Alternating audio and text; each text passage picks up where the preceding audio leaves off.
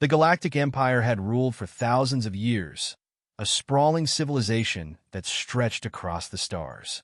Planets fell into line without a fight, their inhabitants awed by the Empire's technological superiority and the overwhelming force of its military. To most of the galaxy, resistance was unthinkable. The Empire's size alone ensured its dominance. When Earth was discovered, it was classified as insignificant, a planet rich in biodiversity but technologically backward. Early surveys dismissed its inhabitants as fragile and conflict-averse, obsessed with art and culture, but lacking the stomach for true war. The Empire had seen civilizations like this before: peaceful, hesitant, quick to fold under pressure. Humans, they concluded, would be no different. The Empire's first contact with Earth came in the form of a diplomatic envoy. The shimmering silver ship descended through the atmosphere, landing in a designated zone in Geneva, a city chosen for its historical significance and diplomacy. The aliens were tall, elegant creatures with porcelain-like skin and crystalline eyes that glinted in the sun. Their leader, Consul Tavor Arath, stood before the United Nations Assembly, her melodic voice echoing through the chamber as she offered Earth the honor of joining the Empire. The proposal was simple. Humanity would contribute its resources and labor to the Empire in exchange for protection and access to interstellar trade. The terms were non-negotiable. The Empire's history had proven that most planets accepted such offers willingly, recognizing the futility of resistance. Earth's leaders responded with caution. Weeks of deliberation followed, marked by polite exchanges and subtle delays. Privately, humanity was divided. Some nations viewed the Empire's offer as an opportunity, a chance to leapfrog centuries of development and join the galactic stage. Others saw it as subjugation in a different guise. But across all factions, one sentiment prevailed: Earth would not bow without understanding what it was surrendering to. Consul Arath was patient at first, but her tolerance waned as the negotiations stretched on. She interpreted humanity's deliberations as dithering, further proof of their weakness. She reported back to the Imperial Council, describing humans as timid creatures, more concerned with avoiding conflict than asserting themselves. The Council agreed, dismissing Earth as a minor addition to their vast domain. A small fleet was dispatched to orbit the planet, a subtle reminder of the consequences of refusal. Months passed. Earth did not capitulate, nor did it provoke. From the Empire's perspective, it was a tedious stalemate. From Earth's perspective, it was a race against time. Scientists and engineers worked tirelessly, reverse engineering the fragments of alien technology gleaned from earlier exploratory probes. Militaries prepared contingency plans, aware that humanity's survival hinged on making any potential conquest costly enough to dissuade the Empire. Among the nations of Earth, one stood out for its readiness to act. The United States, with its vast military-industrial complex and long history of asymmetric warfare, began covert preparations. Unlike other nations, whose leaders were still debating the ethics of resistance, the Americans operated with cold pragmatism. They had no illusions about the Empire's intentions. If Earth's independence was to be preserved, sacrifices would be necessary. Consul Arath grew impatient. She ordered a demonstration, nothing destructive, merely a display of the Empire's might. A small city in Southeast Asia was blanketed in an energy field, rendering all technology within it inert. Planes fell from the sky, communications ceased, and the population was left in stunned silence. The message was clear: humanity's resistance was futile. The Empire expected compliance. Instead, it received silence. For the first time, Arath felt a flicker of unease. In the absence of a formal response, her fleet intercepted transmissions between Earth's military satellites. The humans weren't retreating, they were coordinating. This wasn't how it was supposed to go. The Empire's previous conquests had shown that fear was the most effective weapon, but humans reacted differently. They didn't cower, they calculated. Plans were set in motion that the Empire couldn't yet comprehend. In the shadows of Earth's defenses, a quiet resistance formed.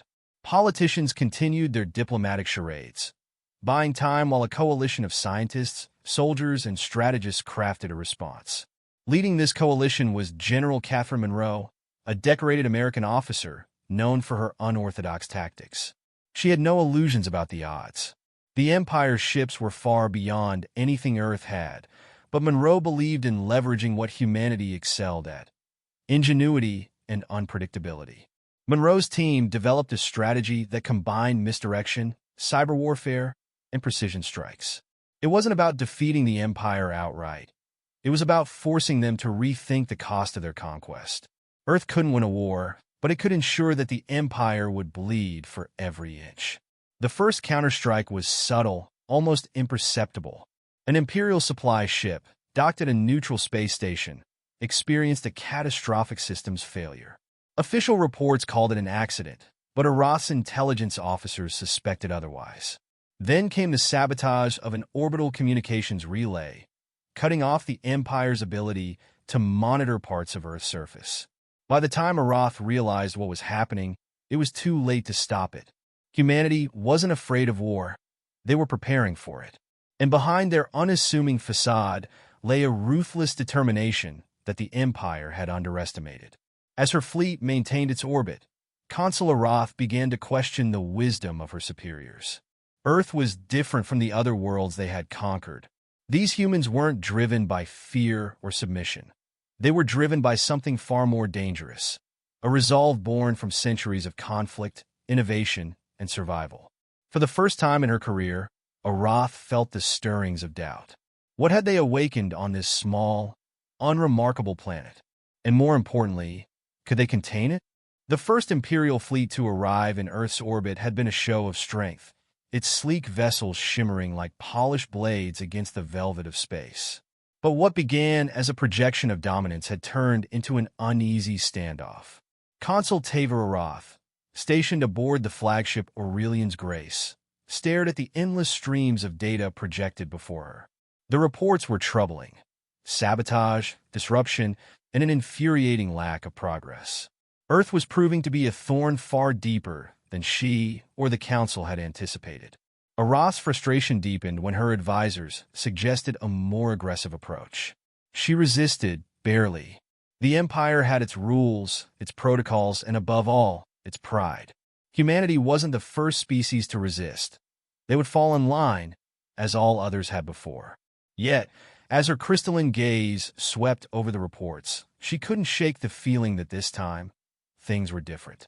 Her doubts solidified into alarm when one of the Empire's subjugation fleets suffered a sudden and devastating defeat. The fleet had intercepted an unregistered Earth convoy in deep space, a minor infraction, not worthy of her attention. But when the fleet failed to report back, she began to investigate. The convoy had been a decoy, bait in a carefully laid trap. Arath replayed the battle footage in her private chamber, watching in growing disbelief. Human ships, far smaller and less advanced, had utilized tactics she hadn't seen in centuries. The attackers had coordinated with near-perfect precision, exploiting the Empire's reliance on predictable formations. Their weapons, while primitive by Imperial standards, had been deployed with brutal efficiency. By the end of the skirmish, an entire Imperial fleet lay in ruins. The humans called themselves the United States Space Command. Arath leaned back, her mind racing. Earth wasn't a monolith. Its people were fragmented, divided into nations and ideologies. She had assumed this disunity would weaken them, but now it appeared to be a source of their strength. Among humanity's fractured factions, the Americans had emerged as a force to be reckoned with. Their reputation was infamous, even among their own kind: pragmatic, relentless, and utterly uncompromising when threatened. The Americans hadn't been humanity's first choice for leadership in the resistance. Diplomats and idealists had hoped for a coalition built on shared values and mutual respect, but war didn't wait for idealists. It demanded action, and the Americans answered. General Catherine Monroe stood at the helm of this effort. A veteran of countless conflicts on Earth, Monroe had an instinct for warfare that transcended the battlefield. She understood her enemy better than they understood themselves. The Empire was powerful, but it was also arrogant and overconfident. It relied on overwhelming force, assuming that no one would dare challenge it head-on. Monroe's strategy was simple. Don't fight their war. Fight yours. Her office, tucked away in the fortified depths of a Colorado mountain range, was a hive of activity. Technicians monitored feeds from satellites and reconnaissance drones. Analysts pored over intercepted Imperial communications. Monroe herself stood over a holographic table, watching as her plans took shape. Her second-in-command, Colonel Ethan Vance, approached with a grim expression. "They're escalating," he said, tapping a tablet that displayed recent troop movements. "New reinforcements en route. Looks like they're tired of playing nice." Monroe smirked, a cold, calculating expression. "Good. That makes them predictable." Vance raised an eyebrow. "You're enjoying this." "Am I?" Monroe replied, her tone even. "Let me remind you, Colonel, that they started this." Vance knew better than to argue. He had seen firsthand what happened to anyone who underestimated Monroe. Her strategies were unorthodox, sometimes brutal, but they worked. The trap she had laid for the subjugation fleet was just the beginning. As Imperial reinforcements arrived, Monroe escalated her campaign. Cyber attacks crippled their supply chains, rendering advanced technology useless. Sleeper agents embedded in neutral space stations sabotaged key infrastructure. Even nature became a weapon. One Imperial base on Earth was overrun by a swarm of drones disguised as birds, each equipped with explosives. The Empire soldiers were unprepared for this kind of warfare. They had been trained for large-scale battles, where their superior technology gave them an unassailable advantage. But the Americans fought like predators, striking from the shadows and vanishing before the Empire could retaliate. One particular battle became the stuff of legends. A small American fleet lured an Imperial destroyer into the asteroid belt beyond Mars. What should have been a decisive Imperial victory turned into a massacre. The Americans used the asteroids as cover, launching hit-and-run attacks that overwhelmed the destroyer's defenses. By the time the Empire realized the trap, it was too late. The destroyer exploded, scattering debris across the system. Word of the Americans' ruthlessness spread like wildfire. Among the Imperial ranks, fear began to take root. They called the Americans phantoms, their tactics so unpredictable that soldiers started seeing threats where none existed. Morale plummeted. Consul Roth, desperate to regain control, ordered a direct assault on Earth's largest military installations. She hoped that a decisive victory would break humanity's resolve, but Monroe anticipated the move. When the Imperial fleet entered Earth's atmosphere, it was met with a wall of resistance. Surface-to-space missiles, electronic countermeasures, and coordinated aerial strikes crippled the assault before it began. The fleet limped back into orbit, battered and humiliated. For the first time, Roth considered retreat. Her pride balked at the idea, but the numbers didn't lie. Humanity was costing the Empire more than it could afford. Meanwhile, on Earth, Monroe stood in her command center, watching the aftermath of the latest battle unfold. Reports of victory poured in, but she felt no triumph. This war was far from over, and she knew the Empire wouldn't give up easily. "Ma'am," Vance said, approaching her with a secure tablet. "New intel. The Empire's bringing in one of their supreme commanders. Looks like they're done underestimating us." Monroe's expression hardened. She took the tablet, scanning its contents. If the Empire was escalating, so would they. "Prepare the next phase," she said, her voice steady. "If they want a war, we'll give them one they'll never forget." As she turned back to the holographic display, Monroe's mind raced with possibilities. The Americans had set the stage, but the battle for Earth was far from over. And if the Empire thought they had seen humanity's worst, they were in for a rude awakening. The Imperial Council's chamber was silent, a stillness thick with unease. A dozen figures encircled the room, their crystalline eyes reflecting the dim, cerulean glow of the star map above. For centuries, they had ruled unchallenged, their dominion over countless worlds absolute. But now, that control was slipping. Reports from Earth painted a picture the Council refused to believe. Humans, a primitive species, had not only resisted but begun to dictate the terms of engagement. At the center of the room stood Supreme Commander Kael Vorin, a legend within the Empire, known for quelling insurrections with brutal efficiency. His arrival was meant to be a turning point. If Consul Arath had failed to bring Earth to its knees, Vorin would ensure no such failure tarnished the Empire's legacy again. "This insolence ends now," Vorin said, his voice cutting through the silence like a blade. "Humanity will learn that defiance is not only futile but fatal." The Council murmured their agreement, though unease lingered in the air. Even Vorin, with all his confidence, couldn't ignore the implications of Earth's resistance. This wasn't just a rebellion. It was a humiliation, and the longer it dragged on, the more it emboldened others. On Earth, General Catherine Monroe studied the latest intelligence reports from her command center. The Empire's response was predictable, as she had expected. They had sent their greatest weapon, a commander whose reputation for ruthlessness was rivaled only by his strategic brilliance. But Monroe didn't see this as a disadvantage. She saw it as an opportunity. "Kael Vorin," she murmured, reading the intercepted transmission detailing his arrival. "Let's see how invincible he really is." Monroe's plan hinged on a calculated gamble. Vorin's strength was his reliance on overwhelming force, a doctrine that had crushed every opponent before her. But Monroe knew something the Empire had yet to grasp. Earth's resilience wasn't born from strength. It was born from adaptability. Her team worked tirelessly to prepare. Engineers constructed decoy installations designed to lure Imperial forces into ambushes. Cybersecurity teams planted false data in intercepted transmissions, feeding the Empire's intelligence network with carefully curated misinformation. Every move was deliberate, every risk measured. The first clash under Vorin's command came 3 weeks later. His fleet descended upon what he believed was Earth's primary orbital defense station, a sprawling complex bristling with weaponry.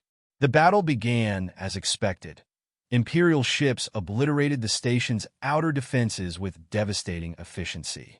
But as they closed in for the kill, the station detonated, unleashing a shockwave that crippled half the fleet. It wasn't the loss of ships that unsettled Vorin. It was the precision of the trap. Humanity had turned its own weaknesses into weapons, leveraging their inferior resources in ways that defied Imperial doctrine. Vorin's frustration boiled over during the debrief. "They're rodents," he growled to his officers. Cornered and desperate. Desperation doesn't win wars. But his confidence wavered as the battles continued. Every engagement chipped away at the Empire's advantage.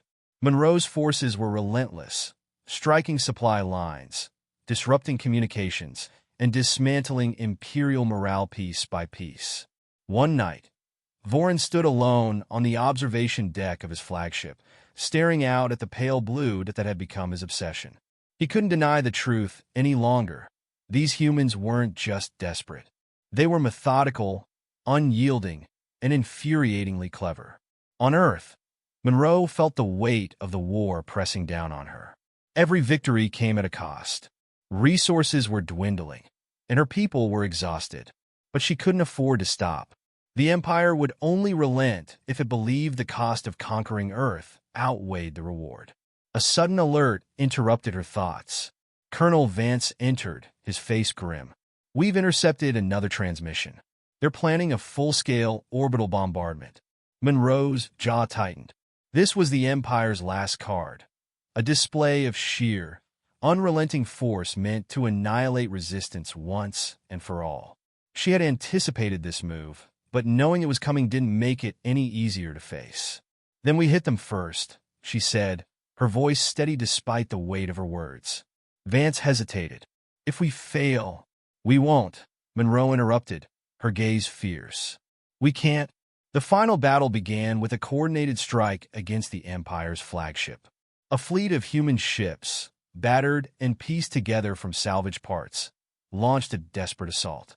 They knew they couldn't destroy the Empire's forces outright, but they didn't need to. Their goal was to create chaos, to draw the Imperial fleet into the trap Monroe had spent months preparing. The trap was sprung in Earth's upper atmosphere. A network of satellites, retrofitted with experimental weaponry, activated simultaneously, creating a web of electromagnetic pulses that disabled Imperial ships caught within its radius. It wasn't enough to win the war, but it was enough to tip the scales. As Voron's flagship drifted, its systems paralyzed, Monroe ordered a final transmission to the Imperial fleet. Her face appeared on every Imperial screen, calm and resolute. "This is General Catherine Monroe of Earth," she said. "You came here believing we were weak, that we would break beneath your might. But you were wrong. We don't fight because we want to. We fight because we must. If you value the lives of your soldiers, you will leave now. If not, we will make this war cost more than you can bear." Voron watched her speech in silence, his hands clenched into fists. For the first time in his career, he faced the possibility of defeat, not because his enemy was stronger, but because they refused to break. The Empire retreated the next day. It wasn't a surrender, but it was enough. On Earth, there was no celebration, only relief. Monroe stood in the quiet of her command center, her shoulders heavy with the knowledge that the war wasn't truly over. Humanity had survived, but the cost had been immense. Monroe knew the Empire would return someday, but when they did, Earth would be ready. For now, she allowed herself a rare moment of peace, staring out at the night sky.